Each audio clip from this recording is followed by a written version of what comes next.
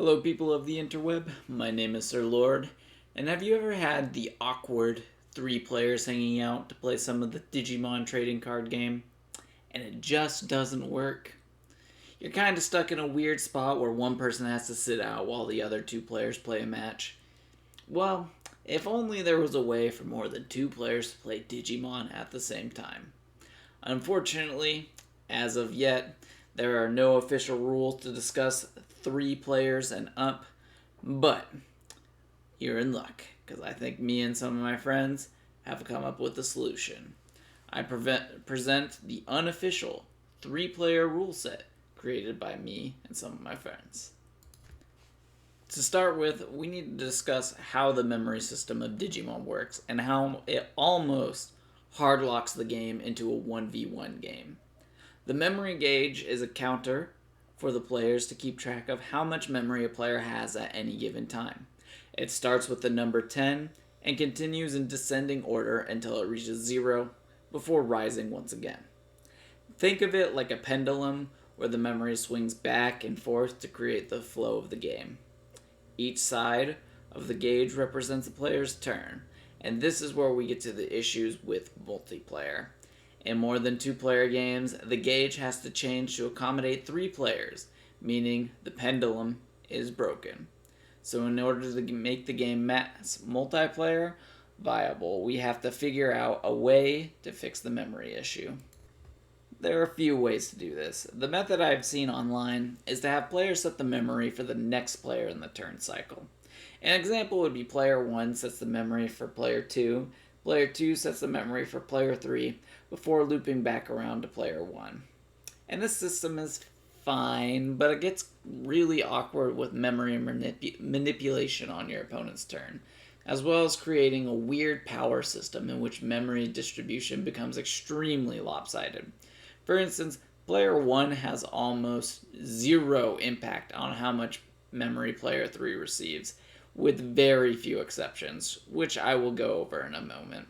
But this means that player 1 has no give to player 3, which seems kind of against the idea and design of the memory gauge. Yes, you could argue that it has a domino effect with the rest of the game, so even if player 1 does not directly affect player 3, what they give player 2 directly or indirectly affects what they can do. And that's a fair argument, but from our testing, it seemed like one player was constantly getting the short end of the stick as soon as someone had a clunky turn.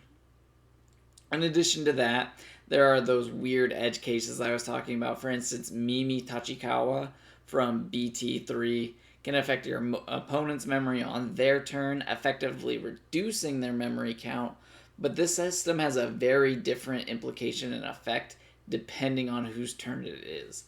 If Mimi is used on player 1, or if player 1 has Mimi and uses it on player 2's turn, then player 3 would get the bonus memory, which is an interesting dynamic, but very awkward for player 1 since they don't receive the benefit from Mimi and might lose memory in the long run, since player 3 will have more memory to work with, except in scenarios where it ends player 2's turn. Overall, I was pretty dissatisfied with the system, so me and my friends took to creating one that would suit our needs. And in our testing, we succeeded. I present to you gauge banking. So in this system, when you end your turn, you give all of your opponent's memory to use on their next turn. So what I mean by that is if player 1 uses 3 memory on turn 1, then player 2 has 2 memory to work with on their turn 1. And let's say they also end their turn having the counter end on 3. Then player 3 will start their turn with 6 memory.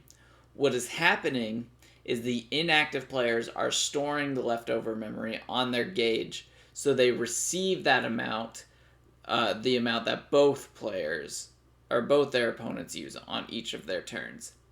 Hence the name gauge banking.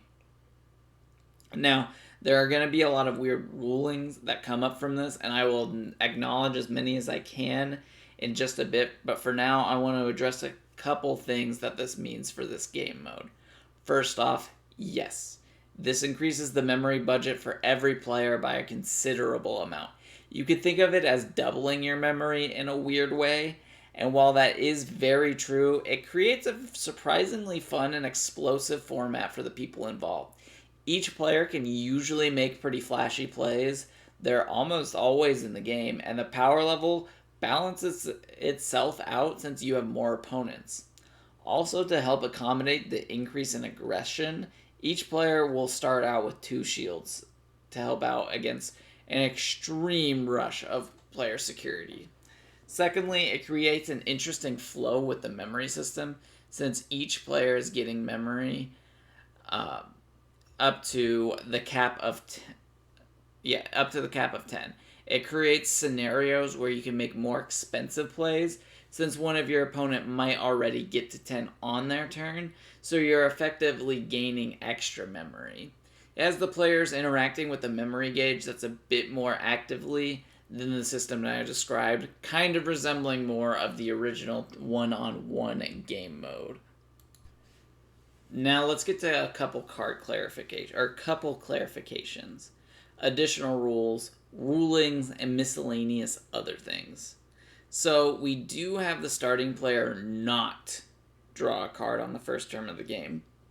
Any player who plays Magic the Gathering multiplayer might be surprised to hear this, but drawing a card and going first makes going first strictly the best turn order you can have. So we're not going to make the same mistake here. With memory manipulation cards like the previously discussed Mimi, there is an argument that with this rule set, it should just put a memory in your bank rather than affect your opponent's memory. But we decided it was more in line with what the card is supposed to do if it still affects the opponent's memory track.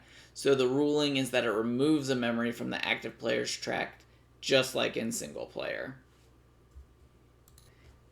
Cards that check for a condition to activate their effect, like TK and Kari from BT6, check to see if any opponent fulfills the condition, meaning that if just one of your opponents has more shields than you, you get that memory. They do not double trigger for each opponent, meaning you do not get double memory for each other player having more shields than you. It will only trigger for one player. This one is a debatable ruling, but the choice we made was to balance certain options that were extremely strong. Any card that says opponents with the apostrophe S is counted as singular possessive. So that means cards like Happy Bullet Showering, which destroy all of your opponents with the apostrophe S. Digimon with the lowest DP only affects one of your opponents, not both. But cards like All Delete affect all players since it says all and not opponents. Like I said, this one's up for interpretation, but that's the ruling we came up with. Also, cards in which you choose 2 Digimon to activate the effect can work on both opponents, since you choose the Digimon, not opponent. The possessive nature of opponents with the apostrophe S does not change the targeting. It is just to indicate possession. And that's about it for the rules that came up during the testing games that we played. I do want to give out a disclaimer before I sign off. We mostly tested this rule set with 3 people.